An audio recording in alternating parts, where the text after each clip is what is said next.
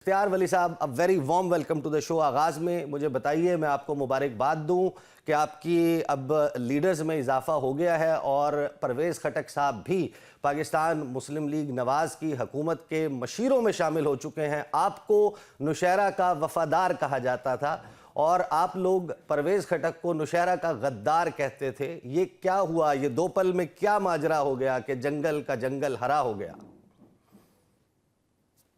Thank you very much. बिस्मिल्लाहिर्रहमानिर्रहीम। बहुत शुक्रिया ईसा नकवी, वही आपने इंट्रो दिया। लेकिन मैं आपको एक बात बताऊं, और आपने जो सवाल मुझसे किया,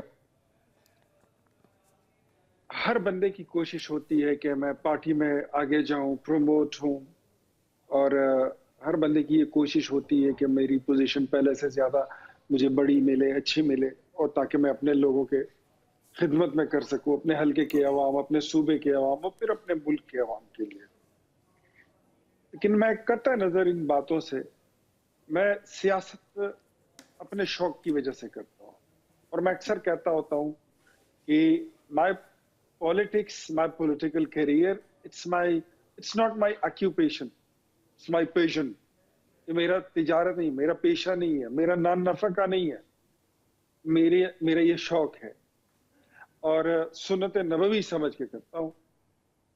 वजीर बनना, मुशीर बनना शायद हर किसी का ख्वाब तो होता है, शौक तो होता होगा। लेकिन ये भी आपको बताऊं कि हम जिस मुल्क में सियासत कर रहे हैं,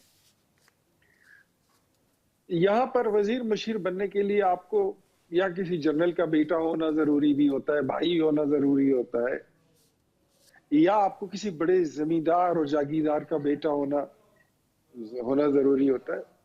कोई इतने गरीब मुफलिस हम भी नहीं है, लेकिन टू बी ऑनेस्ट, हाँ, इज्जत है, दौलत है, शोहरत है, खाना रच के अल्लाह ने दिया हुआ है, नौकर भी दिए हुए, गाड़ियां भी 2-4 गाड़ी गैराज में नहीं, खड़ी हैं। इख्तियार वली साहब, लेकिन आपकी हम जमात के हम किसी हम हम शख्स हम को आप पर फोकियत दी जाती, हम समझ सकते हैं। यहाँ पर हम आपसे सवाल बिल्कुल मुख्तलिफ कर रहे हैं। जिन शख्स की हम बात कर रहे हैं वो तो आपकी जमात से ताल्लुक़ नहीं रखते।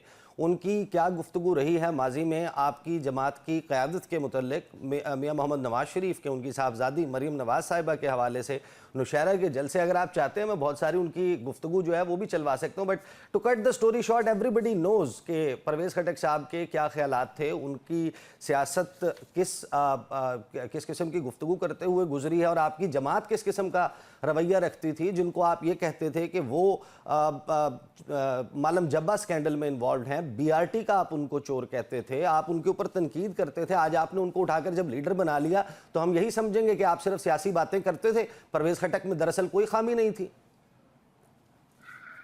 अच्छा, मैं ईसा आपको एक बात बताऊं कि मैं अपने मौकफ पर कायम हूं, क्योंकि परवेज खटक को मैंने देखा है। मेरे साथ एक जिले का, मेरे एक शहर का, हम एक हल्के के लोग हैं, मुझसे ज्यादा उसको कोई बेहतर नहीं जानता। हम बड़े अरसे से एक दूसरे के सियासी हरीफ हैं। परवेज खटक ने सबसे पहले जो इस्लामाबाद पर चढ़ाई की थी, अगर आपको याद हो, जी। और लाओ लश्कर लेकर, वो पहला सीएम जो था वो परवेज खटक था। और सबसे पहले जब इमरान खान ने यह ऐलान किया था कि मैं पाकिस्तान की नेब से ज्यादा मुतमईन नहीं हूं, मैं खैबर पख्तूनख्वा में एक इंडिपेंडेंट नेब और एहतसाबी निजाम ला रहा हूं, आपको याद होगा, उसको सूबाई एहतसाब कमीशन का नाम दिया गया था। जी। जनरल हामिद खान उसका चेयरमैन था।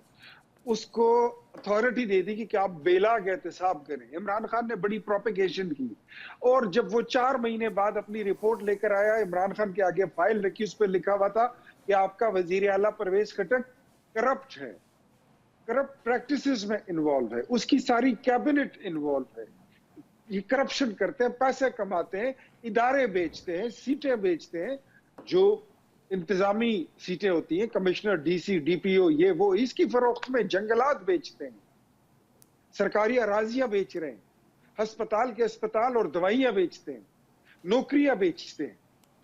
इन सबको जेल में डालना चाहिए। इमरान खान ने वो फाइल लेके बंद कर दी, बजाय इसके कि परवेज खटक को जेल में डालता, उसकी काबीना को जेल में डालता, एहतसाब का निजाम चलाता।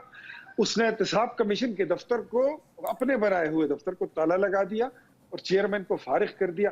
तो मेरा सबसे पहला मौकफ यह है कि परवेज खान उस वक्त उस कमीशन की रिपोर्ट में वो चोर साबित हो चुका।